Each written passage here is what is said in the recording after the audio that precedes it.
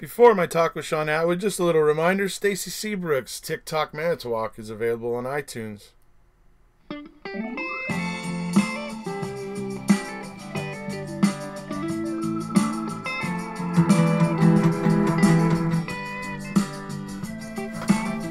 TikTok Manitowoc, your silence breeds complacency. TikTok Manitowoc, Stephen Avery, he shall walk free. Again, where to start, I don't know. So long ago, they set their sights on Avery. He should have been out, oh there is no doubt.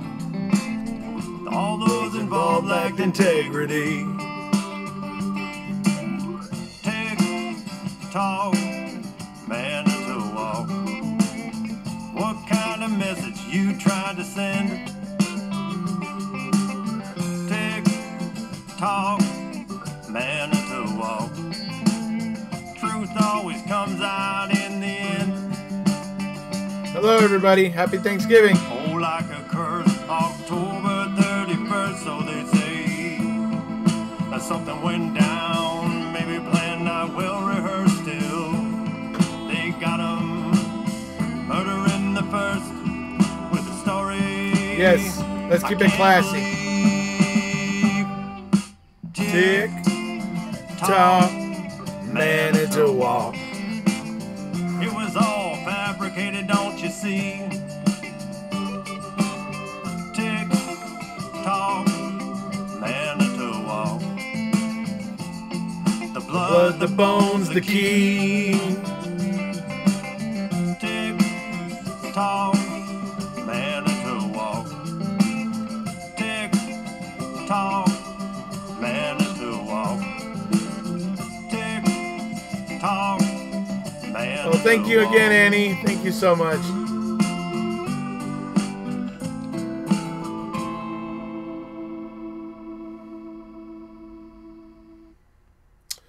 So, Stacy is absolutely brilliant. That song is now available on iTunes for anybody out there listening. You can now get that on your iTunes if you like. So, just so you know, I'm really excited for Mr. Stacy Seabrook, and I'm also pretty excited about the guy we see here in the picture, Shaun Attwood. I had the very fortunate opportunity today to be able to talk to Mr. Attwood, to get to have, a discussion with him about the case, about his book, Unmaking a Murderer, which I advise everybody to read, by the way. I think it's a great read, a great book.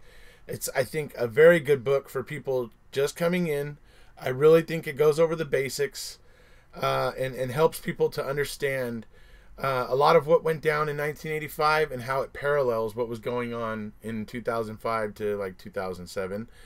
And it just shows the tactics that are used, particularly in that area, sometimes just by prosecutors in general, the type of prosecutors that chase convictions rather than justice, I should say. So, you guys loved his book. Awesome. I ordered John Frack's book today, and I should be getting that tomorrow. I also ordered a GoPro for remote filming. I was previously borrowing somebody else's, but now I got one that's going to actually have a screen on it, so I can see what my capture is, which is going to be kind of cool. So that's kind of cool. But anyway, hi. Oh, it wasn't live. My talk with Shaun this time, because it was the first time, and Shaun and I had never actually spoken in a video before or anything like that. So I decided this time I just wanted to do it just him and I without having to try to manage a live chat at the same time, just so that him and I could talk about things and kind of do our introductions, so that because I'm sending him this video, he's going to be uploading that video. That video. I'm sending it to him. He's going to be uploading that on his channel. And when he uploads that on his channel, it's going to be kind of a two-way thing where I'm introducing people to him who are just coming off of MAM and discovering me, and I'm introducing them to Shaun, so that they can know who he is. But also, he's going to upload it on his channel, so he'll be introducing his subscribers and his followers to me. And so it's kind of a mutual way for us to be able to introduce each other's subscribers and stuff to each other. So we didn't want to have a live chat going next to it while we were trying to do that for the first time. So, but he did. And if you guys watched it, you did hear him agree at the end that he would love to do a live one next time. He hopes to have some recording software on his side at that point so that he can just record it on his end. So that's going to be kind of cool. So, moving forward in the future, we got some exciting things on the horizon. So that's kind of cool. And let me go ahead and switch to my lovely face. Everybody get your shotguns. Anyways. Happy Thanksgiving, Pack Leader. I've just stopped watching Supertramp to catch up with you. I've read Shaun's book several times. You contributed. Yes, I did. I contributed to Shaun's book. I sent him some information that he used in the book. Basically, some trickery that you may have seen in some of my videos. I have a couple videos where I go over it. It's just the trickery he tried to pull with the blood vial, acting like the state had no idea of its existence in December of 06. But then there's an email from February of 06 that proves he did know about it, that he sent Mark Wiegert over to look at it. So that implicates Wiegert knowing about it. I mean, it's just... Anyway, but yeah, I emailed him that, and he put it in the book. Shaun and I, we talk. We've always talked a bit. He's been moving into other areas now, though, recently, and he's an activist for what he truly cares about, and for him that's trying to influence kids not to make the same dumb mistakes he made, and trying to use his own story as an example. And he really is trying to. If you go to his channel, you'll see all the videos he's putting out. It's like interviews with people who were in prison. I think some of them were actually in with him, possibly. And they're talking matter-of-factly about like what daily life was in prison. And the reason they're doing that on his channel is to show kids that it's not glamorous to be in prison. It's not fun, and all that sort of stuff. And I mean, they're just going through some of the real harsh realities of what prison life is like in those videos, and really trying to deter kids from getting into making the wrong decisions and having to live that kind of life, which is rough. Shaun is classy. He's absolutely classy. I mean, he's great. I've always liked Shaun. He's always been respectful. He's just, but now he's moving into, an arena. I mean, that TED Talk is awesome, by the way, folks. I mean, you know what? I forgot to put a link to it, but that TED Talk he did is awesome. You guys should listen to it. It talks about him and like what he was like, and so it talks about him coming to America and becoming the big stock trader, and he's making, as he says, $500,000 a year he was making, and he lived. There was an article I was reading. He lived in a little cliffside like mansion or whatever that was like right down the street from Paul McCartney. And stuff like that. I mean, he was living the life and everything, but he was partying hard. He was eventually moving a lot of ecstasy and stuff like that. And, well, he ended up getting busted and all that sort of stuff. So what he goes into in this TED Talk is, the name of it is How Facing 200 Years Prison Time, essentially. What it taught me about happiness is the name of it. And basically the whole talk is centered around the fact that he was facing 200 years for the, what was being leveled at him, essentially, all the charges. He was facing 200 years, and he talks about how he was happy when he was sentenced to 9.5, because when he was sentenced to 9.5, when it was potentially 200 years, he was looking at dying in prison. When he was only sentenced to 9.5, that was light at the end of the tunnel. He was able to eventually get out, and then he's now able to turn his life around and try to make amends for those mistakes that he's made. And so my hat's off to Shaun. He's a great guy. Not me. I didn't write the book, Falcon. Good grief. Is Falcon seriously asking if I wrote the book?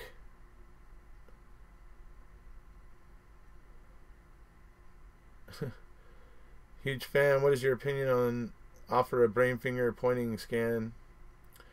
You know, if they're willing to go down and take it, I'd be willing. I'd be interested in the results. And if the results prove their innocence, you know, or prove that they have no knowledge, then I would be very inclined to take that into consideration. I think Perplexed Cutie would not. She basically thinks the brain fingerprinting is a sham. I don't think so. It's been developed by a very, very, you know, well-respected, you know, basically doctor from Harvard, with the assistance of like the FBI and the Navy, and it's been being developed for a very, very long time. And I've read what it is, and it's, I mean, I basically get what they're doing, and it makes sense what they're doing. And if the particular response that they're looking for only happens when your brain accesses memory. So if the stuff that they're showing you causes your brain to access memory, then voila. So now, are there little issues with it, little things that could possibly be a wrinkle? Yeah, there's things, but they're shaking those out more and more all the time. This technology didn't just get brought up yesterday. This technology, this brain fingerprinting, has been, I think, almost 15 to almost 20 years in development and stuff. So it may not be ready yet, but I think it's getting respectable. That's just my own personal opinion. Just sub to your channel. Very good info on the Avery situation. Oh, thank you so much, Archie. Is it true? Is it true he has offered $100K for anyone to trick the system? That's been reported in the UK several times. Not sure what you're referring to. Has Brendan been offered brain fingerprinting? I don't think so. I know, I can't imagine Zellner would want it.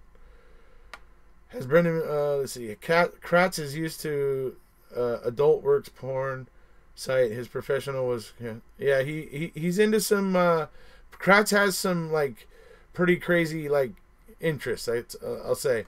There were some people that got, looked at his Facebook profile one time, and he was into some, like, some interesting types of groups, I guess is the best way to put it.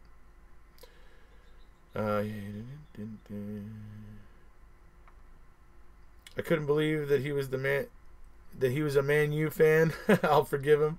He's using his past to help people in the future.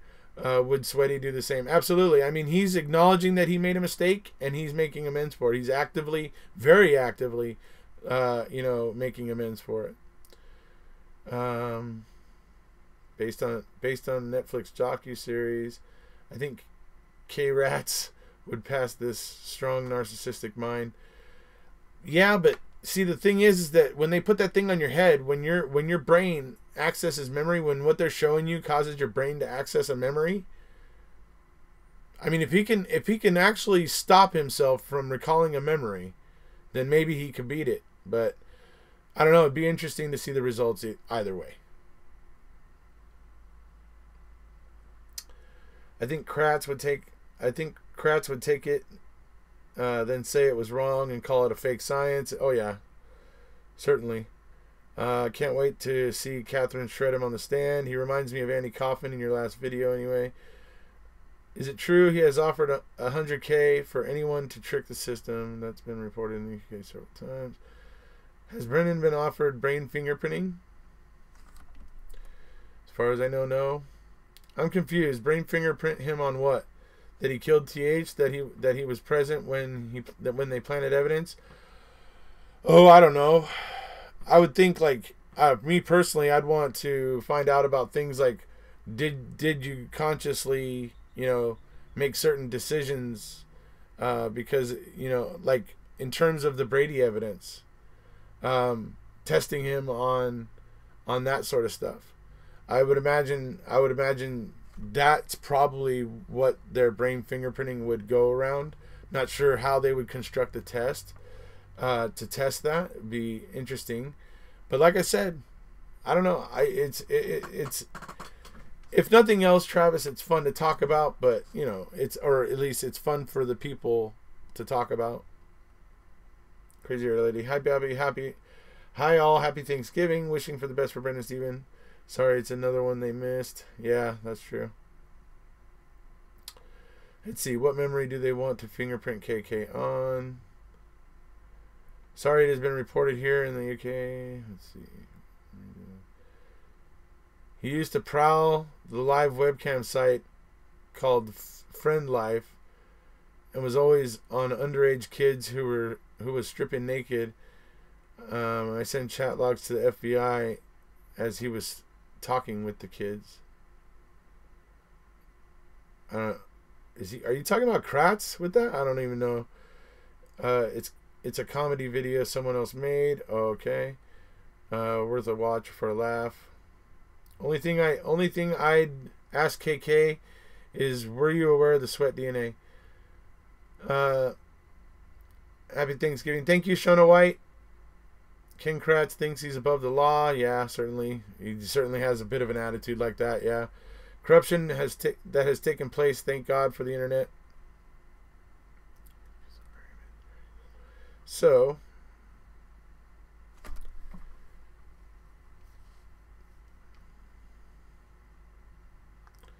thanks for the video yesterday, Erekose. I got confused about DAS emotions because of the name. You can please explain a DAS emotion again. Okay, so the last two videos that I uploaded, the two I uploaded yesterday, those are basically videos I did before, but back before MAM2 had really brought some attention back to the case. And they were basically the amicus briefs that were filed in favor of Brendan when he was petitioning the Supreme Court to hear his case.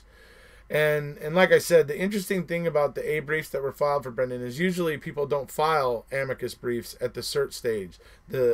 At the stage where you're asking the court to take your case, people don't usually file amicus briefs at that stage. They wait until if your case gets accepted and is at the merit stage, then that's when people will tend to write amicus briefs in support of a case. But because Brendan's case, people are so behind it, it's so white hot in the, 6 different entities filed amicus briefs in favor of Brendan when he was petitioning the Supreme Court. Supreme Court snubbed Brendan. I think they may live to regret that choice in the sense that before the end, what happened to Brendan is going to be seen as a travesty. And is hopefully going to make some meaningful change in the criminal justice system, along with some other cases like his. But yeah, he got snubbed. But these amicus briefs were filed at a stage when they normally aren't, because usually nobody wants to go to the trouble of writing an amicus brief and citing all that and researching all that case law and everything that you put in there. Nobody really tends to want to go through all that unless they know that the Supreme Court's actually going to take the case and hear the case, or consider it at least. And so to get 6 of them at the cert stage was huge for Brendan, and I just wanted to point that out.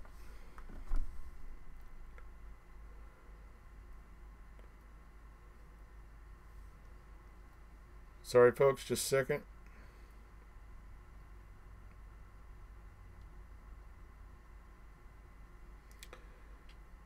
Yes, Marissa.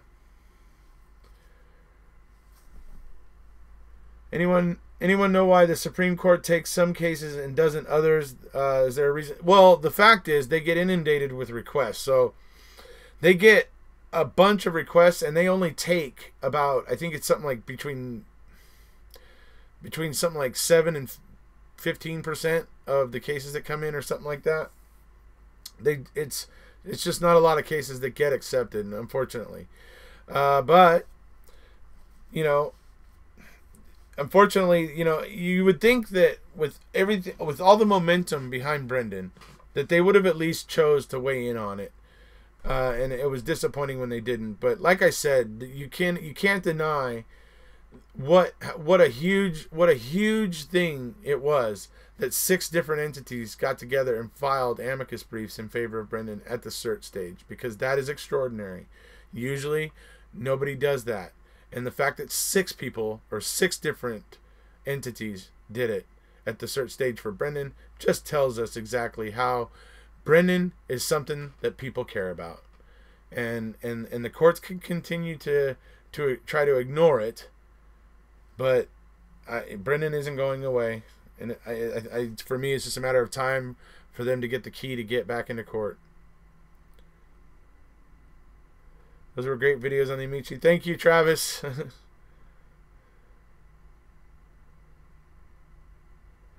See, I think that the coroner being involved is the second man and the big deal is a big deal. I don't think people realize how important that is. She's brave enough to speak up. Absolutely. I applaud her. Even a brief by current and former prosecutors, which is the next one that I will be covering. In fact, I will be uploading a bunch of premieres this weekend. I will be uploading a bunch of premieres for Monday, Tuesday, and Wednesday for you folks. Because this week, I'm going to be in Utah and for training. For not YouTube or anything, but for my actual 9 to 5. So I'll be in Utah for the beginning of the week. I think up until probably Thursday. So I'm gonna be working this weekend to put all of the amicus brief videos up as premieres to that way that they'll just air, when they at the time that I schedule them. That way it's not something I have to try to manage in Utah. So I'm planning to do that this weekend. So I'm hoping you guys will be able to see all the A briefs. I'm planning to try to make a couple of my videos starting the review of Ken Kratz's Little Crap Sunday over there that he wrote. So yeah, that's some of the things I got going. But yeah, I'm going to be out of town next week, so you guys might not. I don't know if I'll be going live, but if I get good internet connection at my hotel, then I will go live. Maybe one night. Let's see here. Haven't been on for a while. Just wondering if Steve will get a new trial soon. We all hope so. And Mac. Amber, great question. Let's see. What was Amber's question? Okay, Falcon. I'm not sure. We really had a good explanation behind that.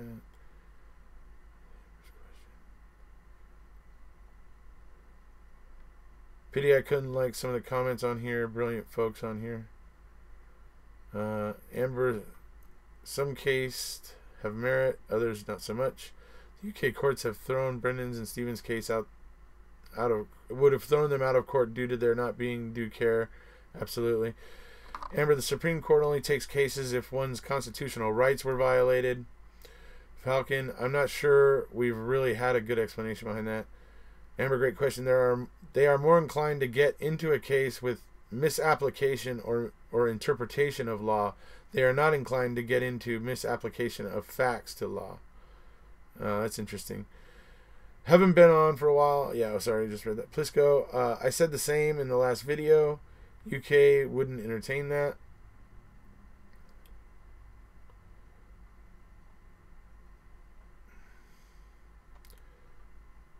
I found that strange that the coroner was not involved at all. Wear your t-shirt in Utah. Let's see here.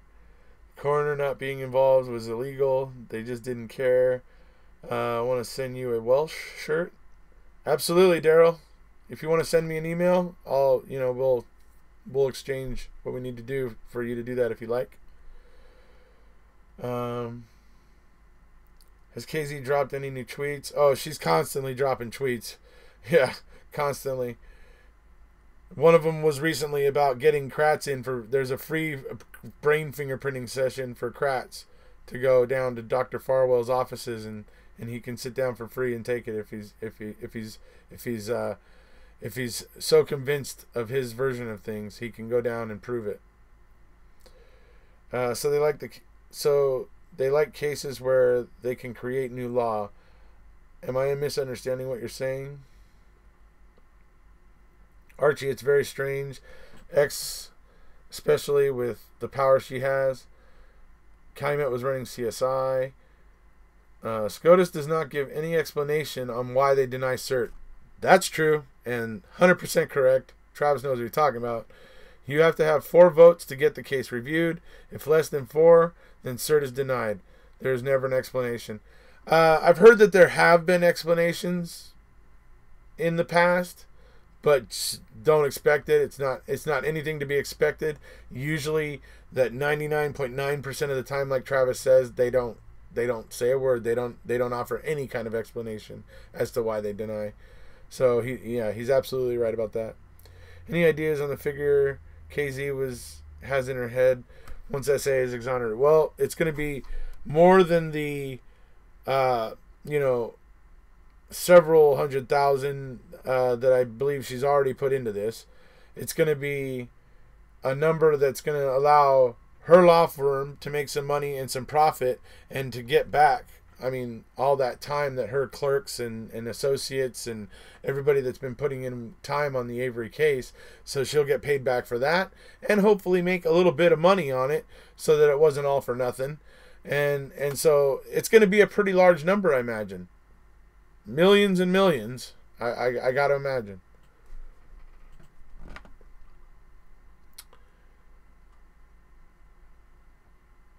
Let's see, there's Daryl. However, they do look after the vulnerable. There's corruption everywhere. Circuit Court of Appeals correctly states law.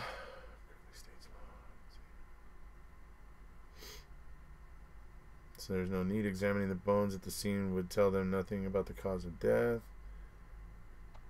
Okay. Falcon, doesn't matter if they can get cause of death.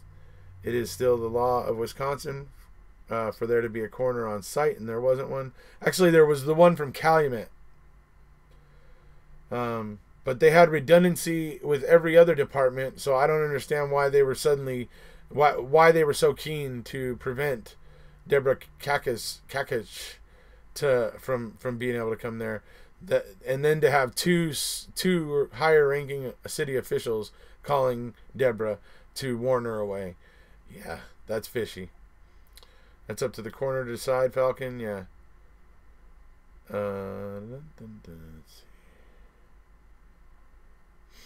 Greg, there were only bone fragments at the scene. Let's see. Casey tweet: We are so grateful for the worldwide support we have received in our battle to free Stephen Avery. Know that your messages, tips, and support sustain us in this battle. You are in our hearts. So yeah, she's shown her appreciation for everybody that's digging into this and getting eyes on, all this paperwork. And sometimes different people out in the world have different experiences, and they're able to see certain things in the documents a different way than Kathleen and her lawyers and her staff would. So I do know she's paying attention to things that we all look into. So there was no body. Yes, they do take care of the vulnerable. Falcon, have you ever heard of a forensic anthropologist?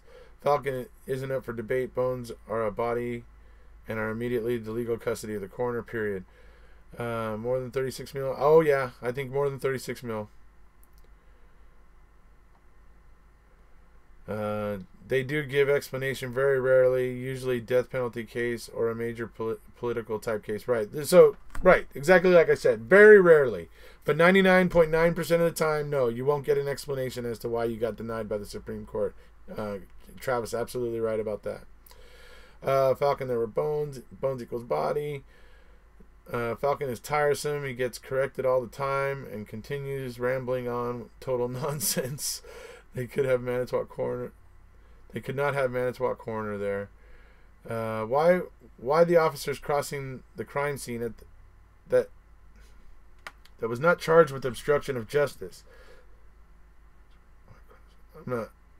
Why the officers crossing the crime scene that was not charged with obstruction of justice? Why would officers get charged with obstruction of justice for crossing crime scene tape? I'm not sure if I understand you there, Shankopotamus.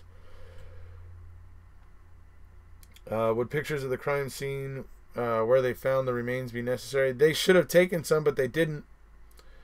So if Circuit Court says law is this, and they are correct, but they are completely wrong on facts, SCOTUS doesn't usually review. Oh, I see what you mean. Okay. Even though part of AEDPA, one of the things is a gross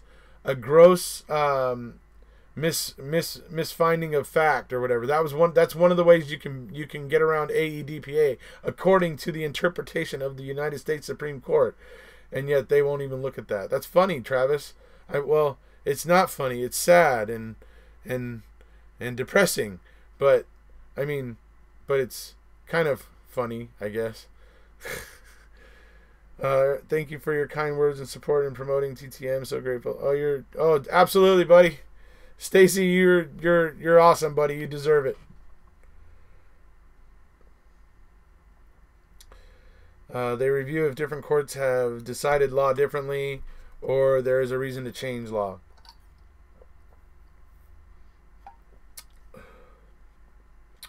Zellner said, SA will buy Wisconsin and make their own laws.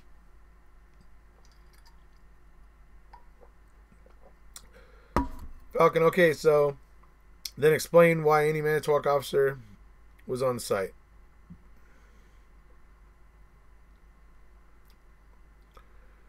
Okay.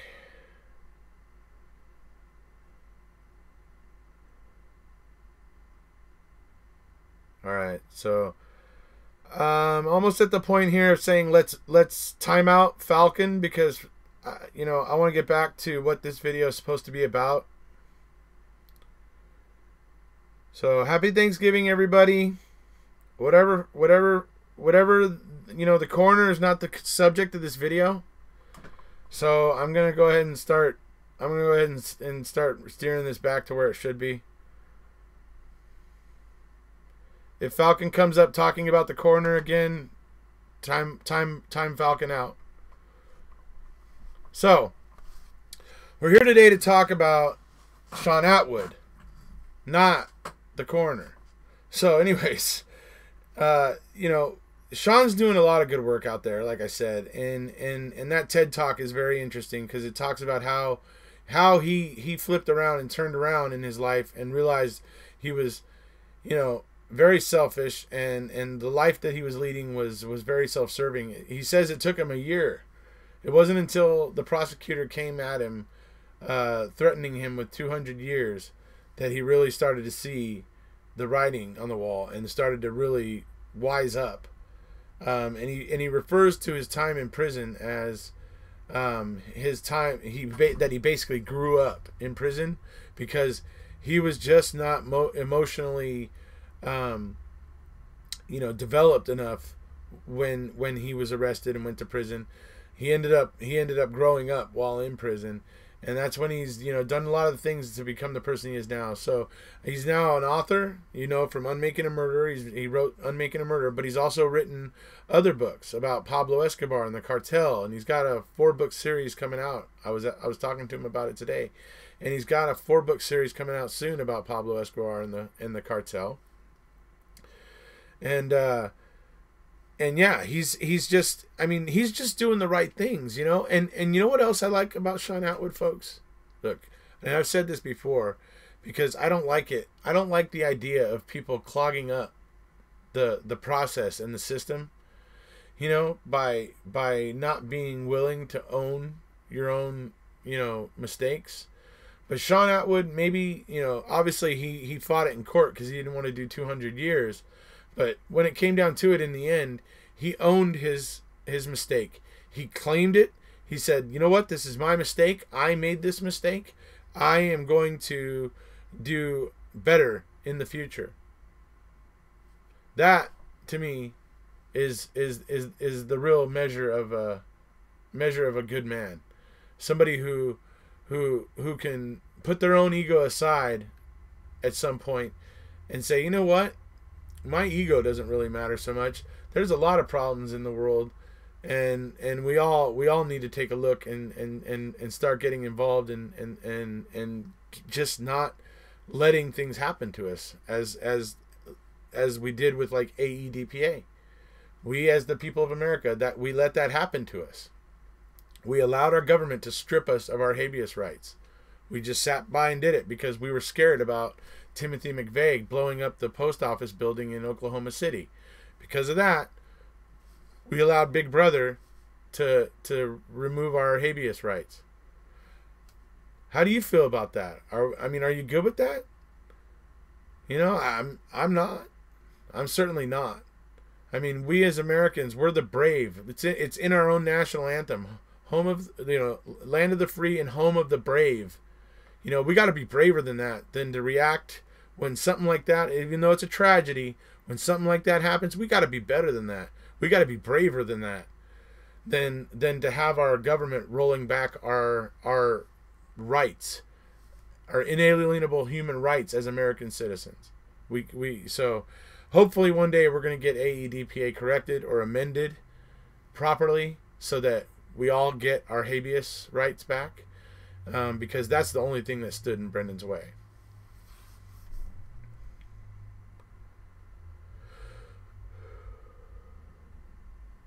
Every bit of evidence was found by Manitowoc Sheriff and ruled inadmissible.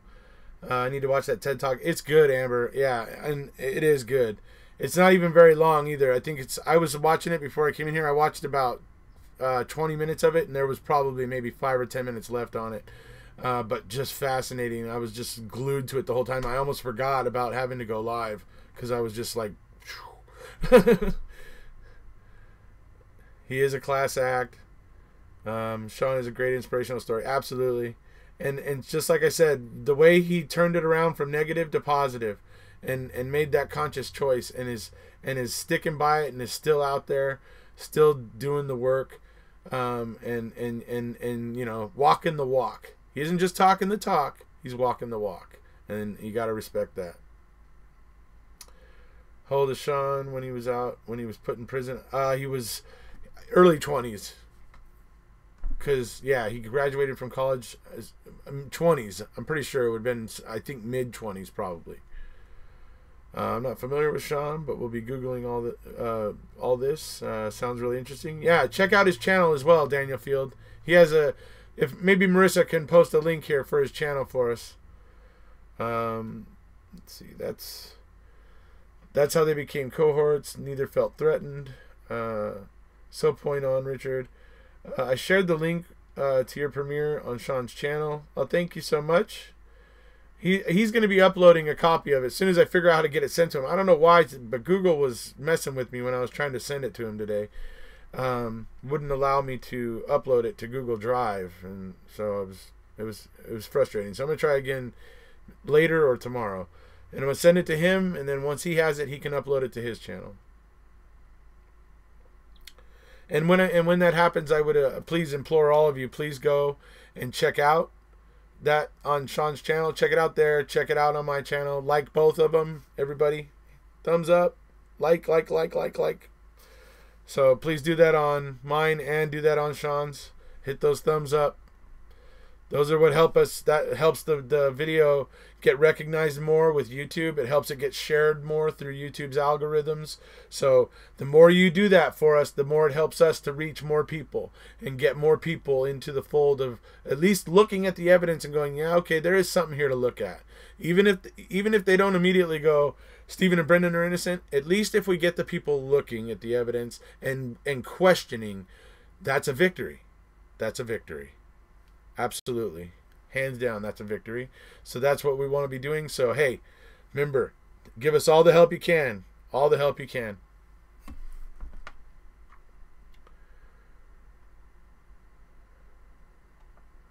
I watched a video where he speaks about sneaking his messages out, and his dad started the blog about the prison conditions. Absolutely. My ex-brother-in-law was in the same prison camp with Shaun Attwood, but at a different time. Shaun Attwood's website. Let's see. Yeah, that's when he started NEP. That was John's Jail Journal that was started by his dad. Also, the YouTube channel was started by his dad.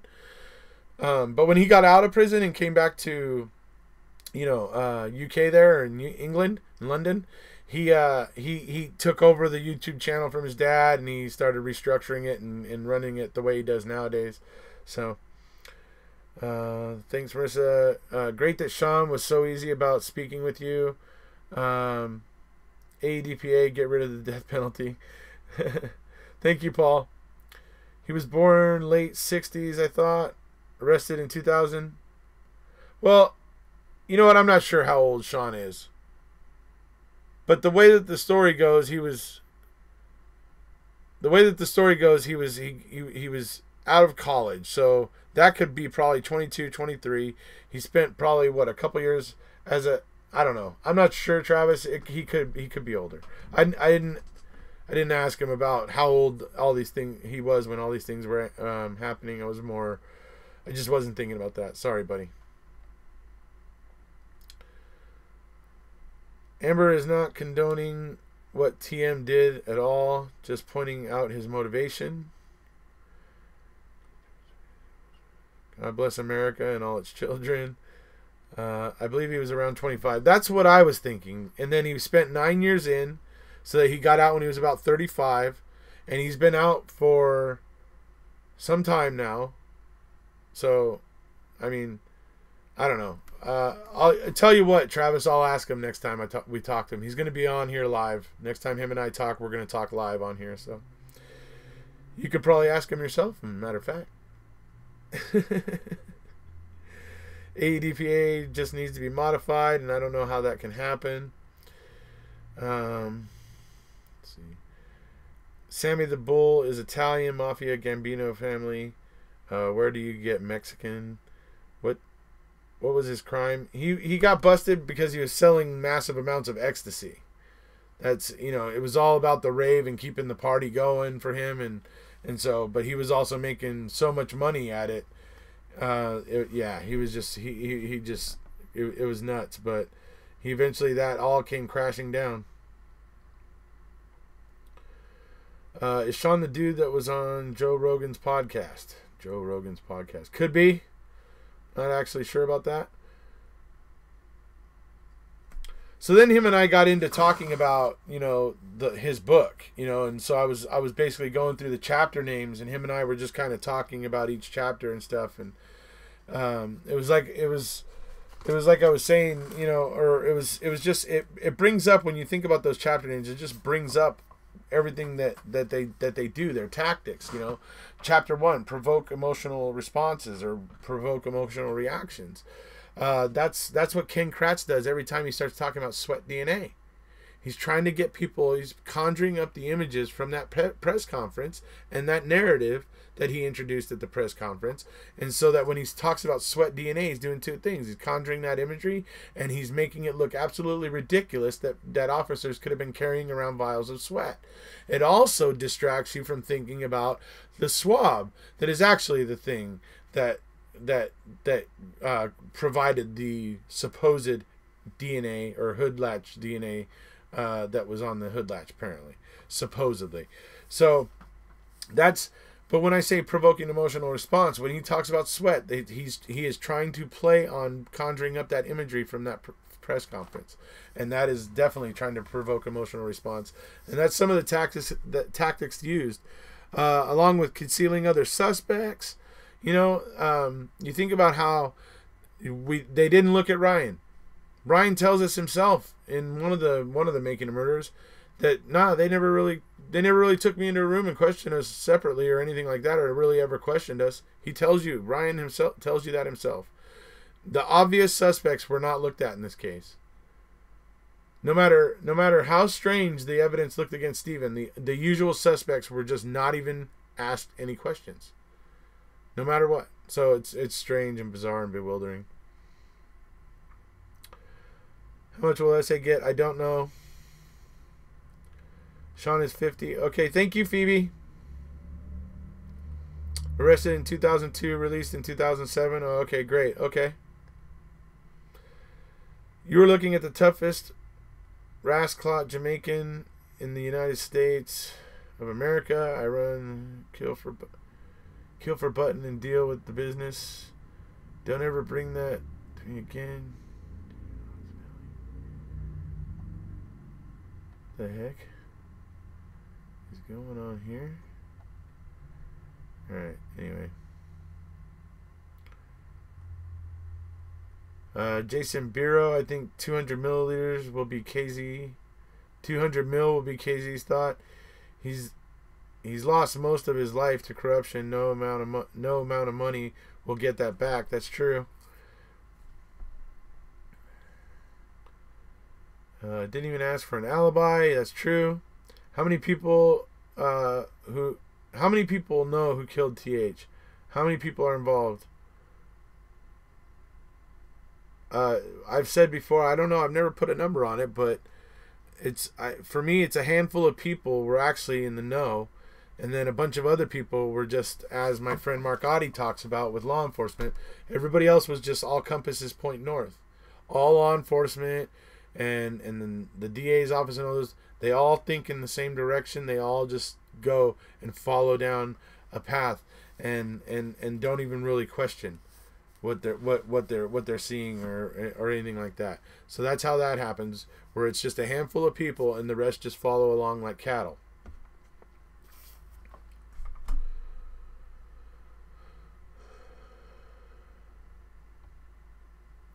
It also gives the impression that the jury that sweat in itself carries DNA, so the jury isn't getting. Well, at trial, he actually got it right and said it was epithelial cells. It's only after MAM came out when he was trying to taint public opinion and act like the hoodlatch DNA was something more than it was. So he was talking about sweat DNA again. And instead of the proper term epithelial DNA or epithelial cells, he was talking about sweat DNA again, conjuring, doing what he was. It's all calculated on his part. He could have used the correct terminology, but he didn't. KZ needs jail, and so does the elected few that stitch these guys up. Also, there should be a bill passed to protect kids like Brendan. Yeah. Wisconsin has law limiting the payouts on the wrongfully convicted. Does it have to be? Jimmy, yes. Shaun was on Joe Rogan podcast. Hey man, just watched you and Shaun. It was great. Great facts and passion. I'll be here till the end. Oh, thank you, Quadrex. If that's true, thanks, Greg G. Hopefully just one cop that knows something will do the right thing. That would be good. That'd be great. Is there any truth to TH relative also dying in this? Yeah, Carmen Boutwell died about the same time. DNA cannot come from sweat, period. Shaun Attwood, YouTube, great stuff. Yes, absolutely, Quadrex. He says sweaty in the press conference. How many times? A bunch, absolutely. Unless saliva was in it, even then. Does Kay Zellner deal with the tainted jury? I don't think she really gets into that really much. Why would everyone go along? Erekose? As I explained. I explained it. I explained it, and I've explained it so many times. Really, I mean, it's not the first time I'm expressing this thought. It's got to be about the 50th time since I started going live that I've expressed it. Look, Sharkopotamus, I'll say it one more time. A handful of people were actually in the know. A handful of people were actually planting the evidence for these other officers to find, these other deputies to find. And as I explained, the ones that weren't in the know were just officers, brothers of the badge, all compasses point north, that type of situation. I use that. I mentioned my friend Mark Oddie quite often and how he kind of coined that phrase and said it to me one time about how all compasses point north. That's what happens with law enforcement, with prosecutors, and all that sort of stuff. That's what I'm talking about. How just a few people can know, but an entire agency can act in the same direction because they're just picking it up and not questioning it, looking at it objectively but not critically in any way. Because they don't have 400K, never mind 36 million.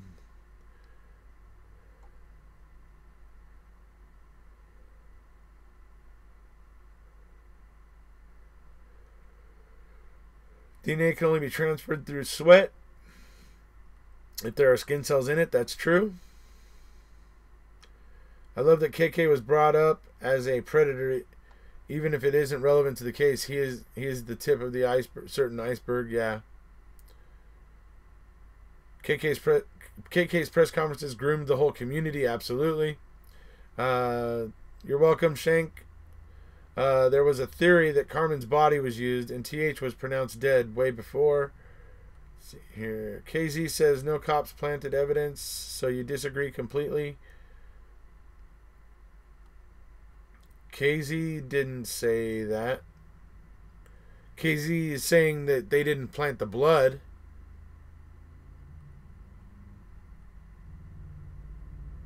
I've always felt it was a perfect coincidence. The real killer has basically won the lottery because law enforcement wanted SAA. Yeah. A handful. Is it 6 or 7 people? No, I'd probably say more like 3 or 4. I think Zellner is a Freemason and hoax liar. She's part of it. Okay.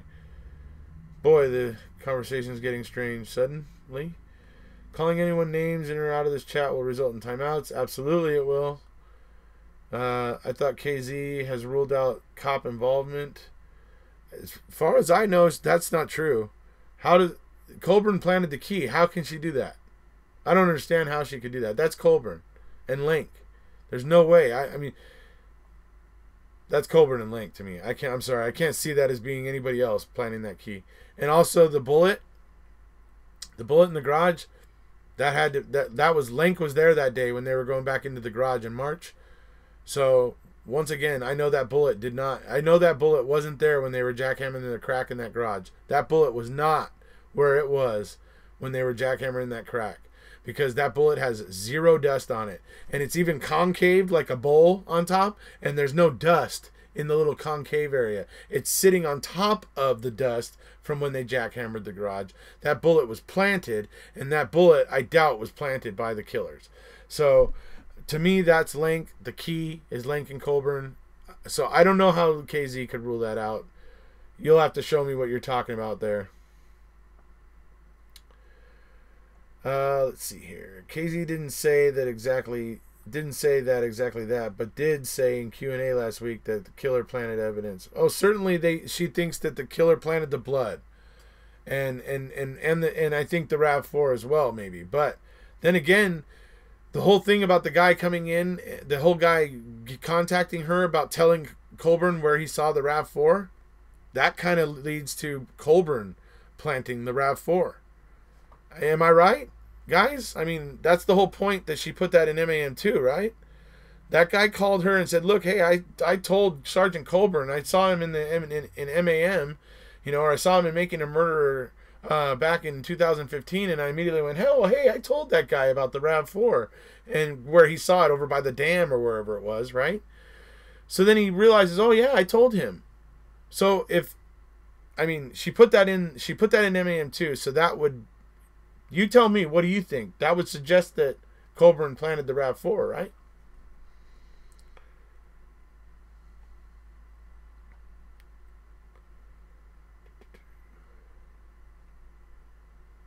I'm drinking tonight. Cheers to you. Happy Thanksgiving. All the best. Thanks, Quadrex. Part of 19 points, she said Ellie did not plant the evidence she believes is relevant. Interesting. That bullet was just like the JFK bullet. Amber Lee doing a fine job. Yes, you are. Where did it go? Colburn randomly phoned the plates and then forgot why. Let's get back to the topic of the video, please.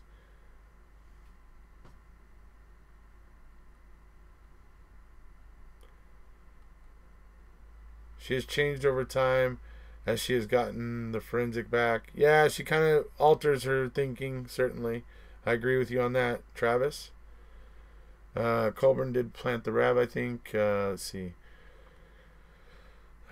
Not that I know of. Okay, so when we get back to moving on, so chapter 3 was coerced confessions, of course.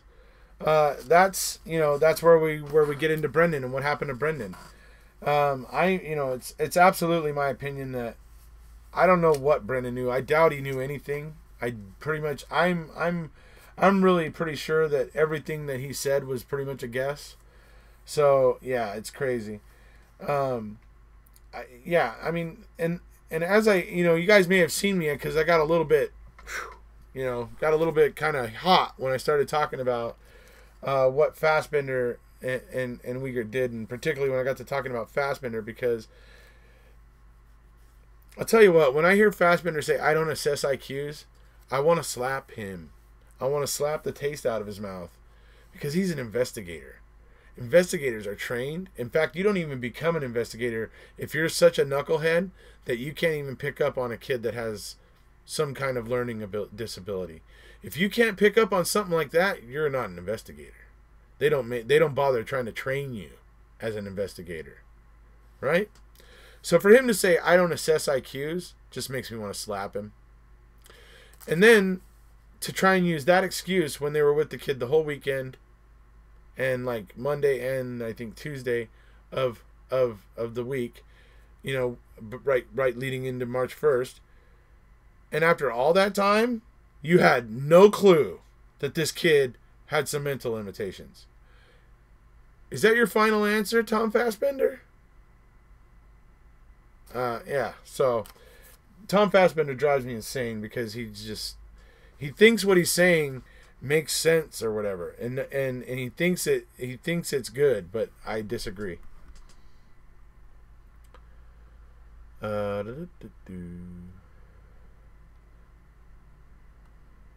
are some good takeaways from it? That's what I'm going through kind of chapter by chapter here. He knew that Halbach had been placed in the back. He would be in prison. Beatty would be in prison here in the UK. Wouldn't be, right? He would have been protected. Absolutely. I know the way that the UK courts work. He certainly wouldn't have been convicted. Absolutely right. How hard would that be to see? They saw the weakest and picked him out. Absolutely. As KZ hasn't had access to the RAV4 yet, how does she know that the battery was replaced? I believe pictures and reports. Final answer, Tom. Yeah, absolutely, Travis. I mean, seriously. It's laughable when he says it. It's like, no, you're an investigator, you moron. You size people up in an instant. That's your job. It's just like, to suggest you didn't do that over multiple days, you're in the wrong line of work. Oh, yeah. Anyways, yeah. What was the exact date Avery Bill was enacted? Still not any reason to provide info on Fox Hill's interview. Shouldn't Avery Bill have caused them and required them to video it? It's not actually the Avery Bill that really got things going. It was that got it wasn't really the Avery Bill that got the monitoring of juvenile interviews to happen. It was actually a decision by the Wisconsin Supreme Court. They made a decision in a case where a kid had been, coerced, a young kid, very similar to Brendan. It's funny. It's not funny, but it's striking how many similarities there are to the case that caused them to start the recording of juvenile interviews, and how much that case that they made that decision on, and how much resemblance it has to Brendan's case. And yet the Wisconsin Supreme Court snubbed Brendan, but that's how the electronic monitoring thing and the recording stuff happened, was because of a decision that the Wisconsin Supreme Court made in regards to a juvenile who was coerced.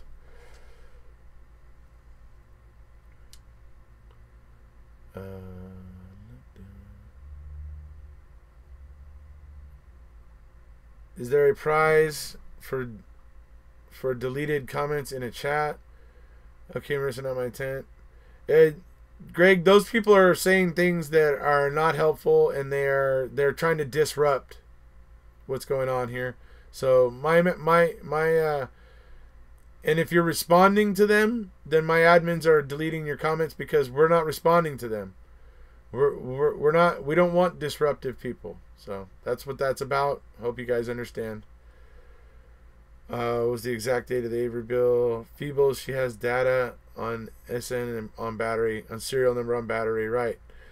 Why nobody agrees with you, the A family and H family, and the police?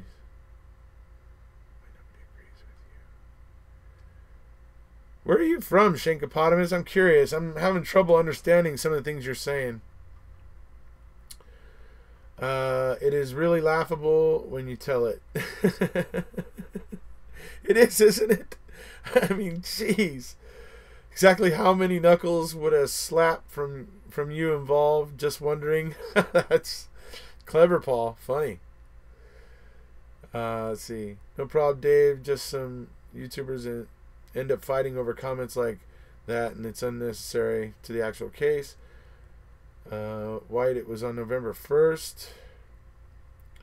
Paul, technically a slap wouldn't involve knuckles. I know, but Paul was making a little joke about what he's surmising that what I would really want to do is give him a knuckle sandwich. But yeah, so let's see here. Anybody know why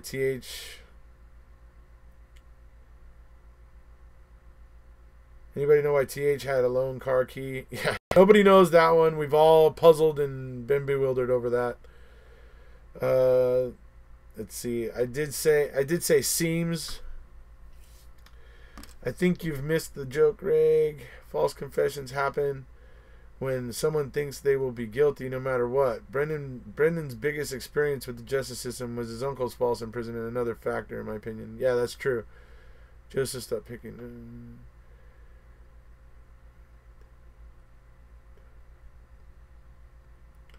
Bobby done it. Breaking news. Plus the found key looked new. That's true. It still had like the machine marks on. It looked like it had just come out of like the little grinder or whatever that grinds them and makes the keys. Because it just still had the little just signs of the grinder. I think it was a spare key, possibly roommate. Yeah. Just asking questions. Yes, Shank. You're more than welcome to ask questions. Is Laura Nyrider involved on any level for BD? She's still Brendan's lawyer. Nyrider is still Brendan's lawyer, right? Who says it was a loan key? It was a loan key. Jeez, Falcon. Falcon, are you trying to compete with Thomas Hentz for like the Thickie prize of not seeing the absolute obvious? I mean, jeez. How many keys do you see, Falcon? In evidence that they claim were the key that Teresa used. How many? I mean, explain that one. What are you talking about? Marissa says, I take his comments seriously. I want to believe that he really thinks what he is saying.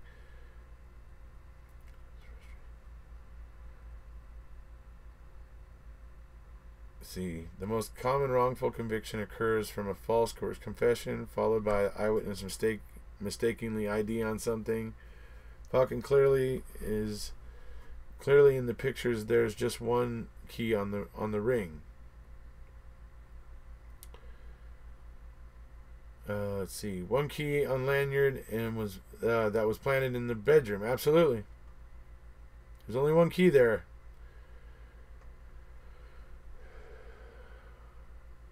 David, she continues to say they are still attorneys of record and continue the fight. Where would she have gone? Exactly, Travis. Thank you. Exactly my thoughts when I read the question. But yeah, I mean, where would she have gone? There is an entire series on Netflix about false confessions. It's pretty good. Yeah, absolutely. Thanks, bro. Yes, Laura is still the attorney to this day. Yes.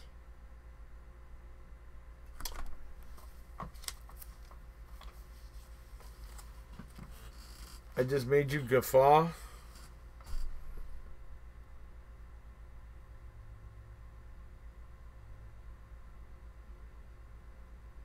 I think Falcon is drunk. He doesn't sound like his usual self. Oh, so Falcon was talking about Glenlivet, so that's definitely a possibility.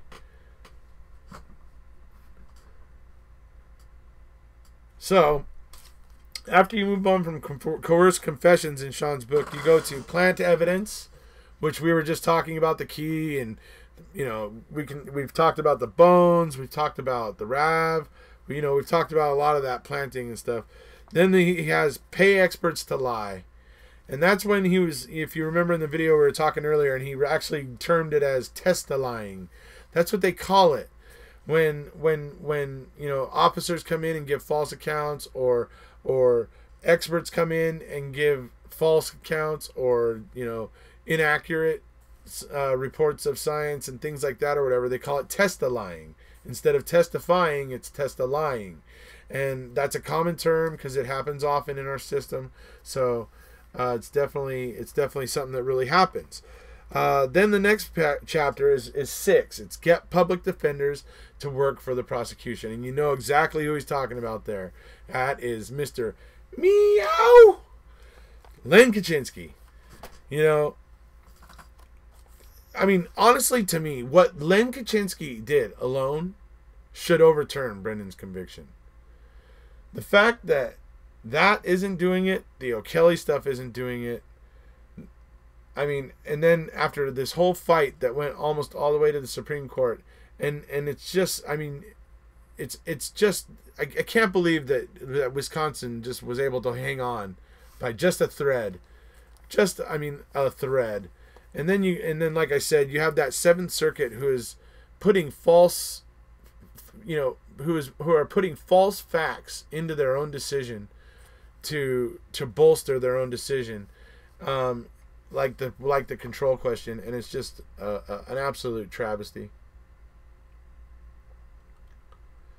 Dean and Jerry probably should have done an experiment with the cabinet and the key. I agree. So, after we talk about Len with the, you know, getting the public defenders to work for the prosecution, it moves on to neutralize honest witnesses. And that is the interesting part. If you heard me and Shaun, if you heard Shaun and I talking about it, if you heard Shaun and I discussing it, it was, you know, this tactic that Vogel used in the 85 trial to discredit most of Stephen's alibi witness, because Stephen had like 26 alibi witnesses who were helping pour concrete that day over at the yard and stuff, and knew that Stephen just didn't have the time to do what they were trying to say he did, and Vogel was able to take. Okay, so Stephen's attorney was trying to suggest that Patty Burnson had been subject to memory manipulation because after the crime, when she was talking about it with officers and things like that, that the actual act of talking about it may have fudged her memory a bit and caused her to identify Stephen Avery instead of, you know, potentially instead of the actual perpetrator. And so he brought in an expert to talk about how that works and how talking about a memory can sometimes alter it and those sort of things and all that. What Vogel does is he then takes that testimony from that expert and he adapts it and he uses it against all of Stephen's alibi witnesses. So when he cross-examines all of Stephen's alibi witnesses, he then asks them, basically, because they're all talking about how they were sitting around watching People's Court, and it was like at 3:30 on the day when all this happened, which is right when supposedly Stephen was supposed to be raping Penny Burnson and all that sort of stuff or whatever, right? And so they were watching People's Court, so they knew what time it was because it was People's Court coming on, and that comes on at a certain time. So Vogel then started he was discrediting them by saying, oh, well, did you talk to anybody about this? In other words, did they talk amongst themselves before coming to testify at trial? And did they talk about what happened that day at all? And if they said yes, he discredited them. He was able to discredit them if they said yes. Eventually it came to Mama Avery, and when he tried to pull that crap on Mama Avery stood her ground. She did not fall for any of his tricks. And when he started pushing because she wouldn't answer the question the way he wanted, and he started pushing a little harder on it, she basically looked at him and said, I don't need to talk about it with anybody else because I was there and I know what happened. You know, it's so funny. So she is such a lion heart. I love Mama Avery. And that's the way that Vogel was using, you know, the defense's experts testimony to go ahead and turn it around on all of Stephen's alibi witnesses in 1985, and it's just absolute travesty that it was able to happen. I appreciate that it comes not deleted. I'm sorry, limitations. Is it ever possible for these two to appear in court together? It seems if they did, they would be able to have a better chance against the facts, considering there are two different accounts of what happened. Well, yeah, but they won't appear together. They were tried separately on purpose. I haven't done anything to Falcon. Feel bad for Mama Avery. Both Kaczynski and Buting were instruments of the state.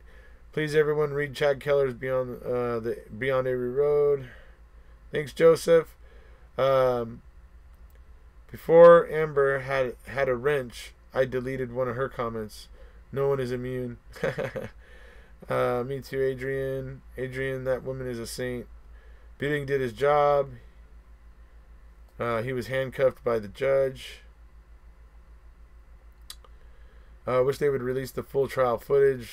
Yeah, reading just isn't the same. Absolutely. Well, guys, happy to make my first live stream.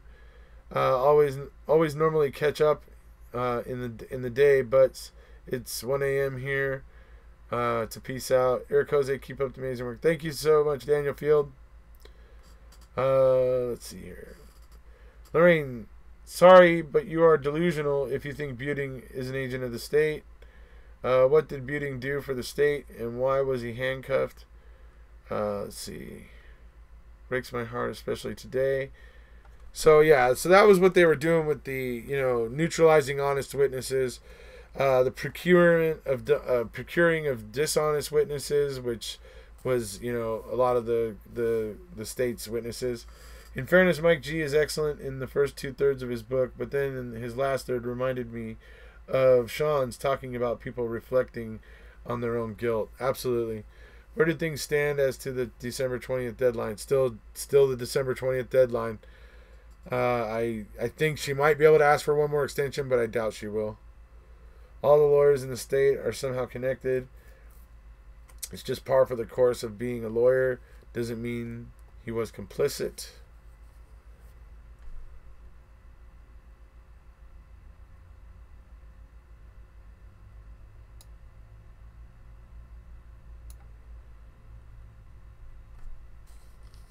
Let's see. No, they were complicit. The Peg Lager at the helm.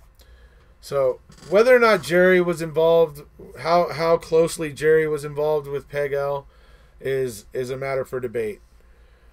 Although I am aware of Chad Keller and his book, and there's some things in his book that I actually believe hold water, but there's other parts of it that I question at this point. I don't really see it with Jerry.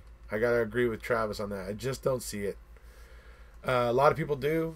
A lot of people are upset at Dean and Jerry now because Kathleen Zellner has told you that they're bad lawyers and ineffective and everything. And, that's fine. You guys, I understand that if you got to feel that way, you got to feel that way. But I see it a little differently. And I just don't know. I personally am not as willing to say that Jerry was that close with Peg L and acting in accordance with her agenda. Just the way I feel about it. So,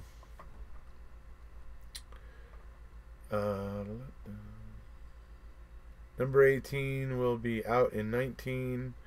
They were complicit with Peg Lager at the helm. I think it's important to actually identify how many people are involved and why. String, Buting, Fallon, and Kratz met in judges' chambers an unprecedented 120 times in the course of the trial. That's true. That is true.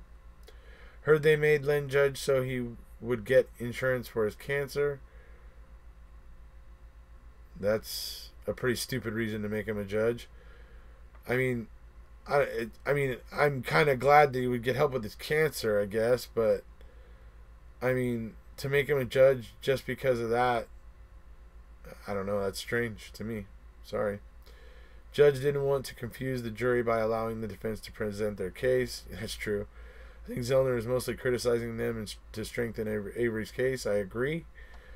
I apologize in advance for any times that you need your wrenches to remove my comments. They were just amateurs. Is what Lorraine said normal. Len was already a judge. Peg Lautenschlager had him renamed as a PD just prior to BD's case.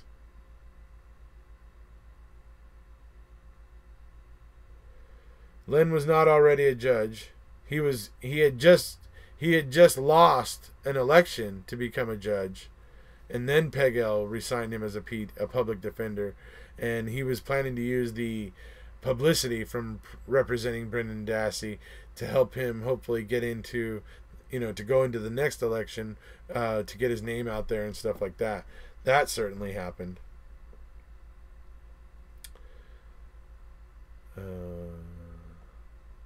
Beating the string gutted witness after witness. They had to give the appearance of a rigorous defense. However, given the opportunity to make a motion for a mistrial, there were many they didn't. They said no, it is conspiracy crap. However, point out a place in the transcript where honor string held back. I think they should have gone after the FBI who created the EDTA test. Never in Buting's career has he failed to object to contaminated evidence being used, except in the SA case, the bullet. Only one person has told enough lies to be suspected of killing TH. The other liars did what they did to avoid a lawsuit. They will be exposed and some will be punished. Go after the FBI guy Howe. I believe EDTA agent did not get in trouble for false testimony in Florida, but don't quote me, migraine is still active. I think that he did get in trouble for that stuff. A lot of cases got overturned in Florida because of Mark LeBeau and testimony he gave down there. Agree with the EDTA testing being useless. The limits and threshold rendered it meaningless. In Wisconsin, if someone has a problem, what can they do? Call the A-team. Penny tried and nothing happened. Avery Salvage Yard had an intruder. Who can they call? If the Hallbacks are seeing sense, what can they do? Indeed, what can they do? The club, Sherry Kratz and Vogel, they presented no expert to refute her testimony, and they didn't file a motion to have the bullet excluded as evidence due to contamination.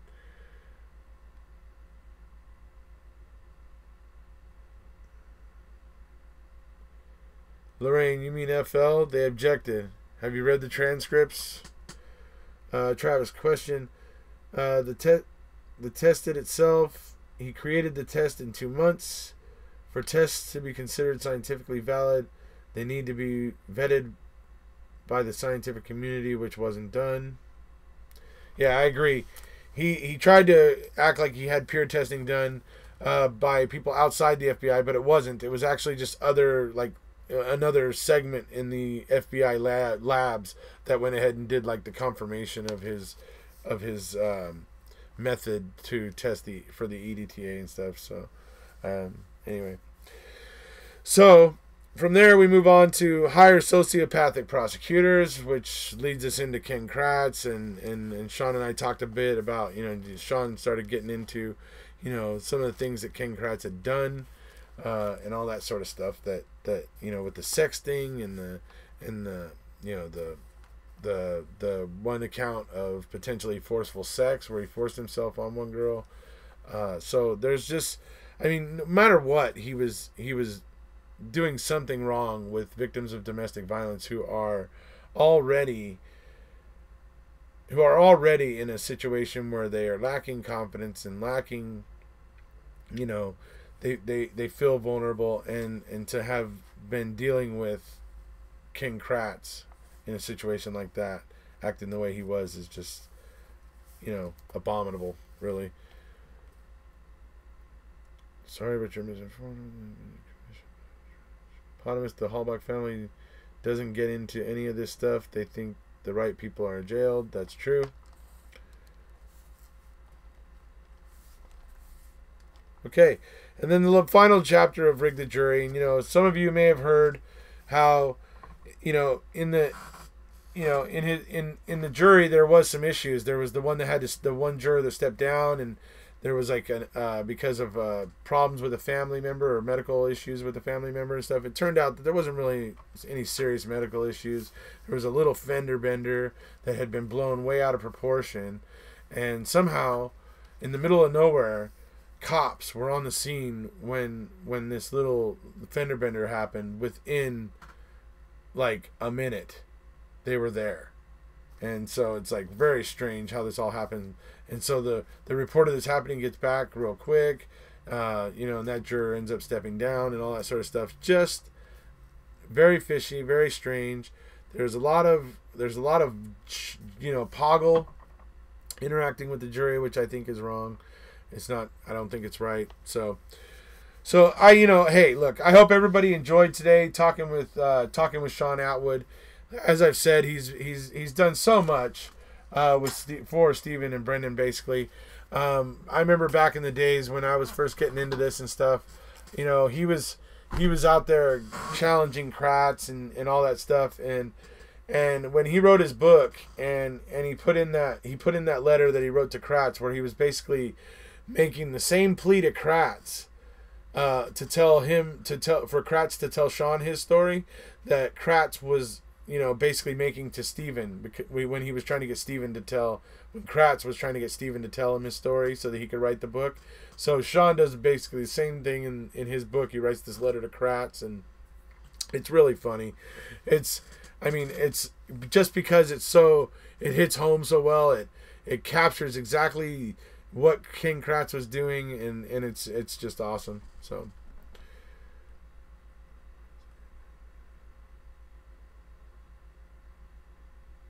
in hindsight, Tony, he should have. His demeanor was consistently sticking with his story. So we've been going for about an hour and 20 minutes on Thanksgiving. So I think probably make this one a short one today. Oh, you're so welcome, Shweezy. I'm glad you found my channel too. So we're gonna go ahead and cut it off. It seems like you guys have moved on from Shaun Attwood anyway, so it's time to make another live chat tomorrow about a subject that you guys actually want to talk about. So, I encourage everybody to go look for the video on Shaun Attwood's channel in a couple days. Make sure you like it, watch it for at least 5 or 10 minutes so he gets the view. Like it so that it gets shared around and so that YouTube's algorithm picks it up and suggests it to people. So try to do all those things, folks. I love you guys. You guys have been very supportive. You guys you tend to remember to hit the like button. By the way, hit the like button. If you're in here now and you didn't hear me say that earlier, please hit like. Let's get those likes up. Thank you everybody for being here. It's a pleasure to come here and be able to chat with you guys. And yeah, happy Thanksgiving, everybody. So yeah, it's a pleasure to be here with you guys. And even the Falcons and all those folks too, even them. So you're welcome, everybody. You're welcome, Letha. Yeah, absolutely, Travis. And we'll be doing a live one next time. Me and Shaun Attwood, we're going to be doing a live one next time. So perhaps I was misinformed about the exact mechanics or misspoke. I will reread the transcripts. Sorry, I can't stay on one topic for long. I get distracted. I appreciate the content and live. Absolutely, it's fine. It's been an hour and a half, I can't blame everybody's, I can't blame you guys if your attention's starting to wander a little. That will be a great look forward. Yeah. I'm looking forward to it too, because Shaun is just a great guy. He's easy to talk to, and he knows the case. And I'll tell you what, when he told me that he wakes up in the morning and he's listening, he's getting that notification on YouTube, and so he's in the morning while he's getting ready for his day, he's actually listening to me talk about the case. I was just like, oh, that's so cool. That is really cool. So that was just something that was really cool. And then Michelle started telling me that she's the same way. That I'm like part of the family over in her house now. Everybody knows my voice. They're like, oh, that's Erekose. What's up, buddy? But anyway.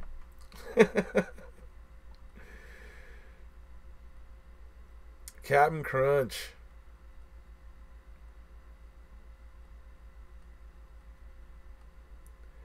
Yes, everybody please remember to like the video. Thumbs up. Captain Crunch Capaldi. Captain Crunch is British, by the way, for all you folks. Be sure that you inundate Mr. Capaldi. Go on his channel.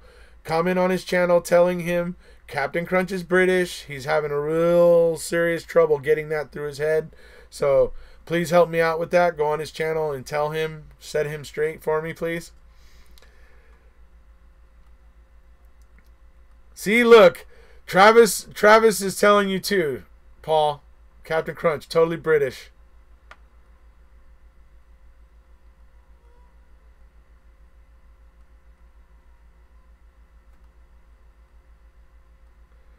Well, I appreciate your opinion, Shankopotamus. You obviously don't like my answer to your question, so now you're getting a little bit buggy, you know. So sorry, I'm sorry you're upset.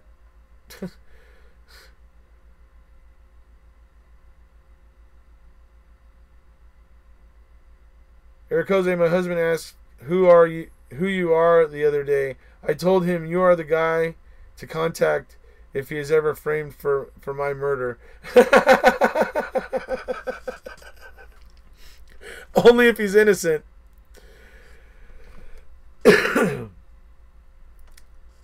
Who's Captain Crunch? Where are you from, Lindsay? Captain Crunch is a breakfast cereal here in America. While leaving your Captain Crunch comments, please also sub to Mr. Capaldi. He sings and dances.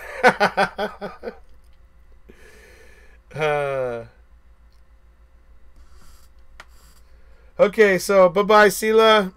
That's about it for today, folks. It's been a pleasure. Happy Thanksgiving. Hope everybody's all full of pumpkin pie and everything. So if you haven't already, please hit subscribe, and we'll see ya.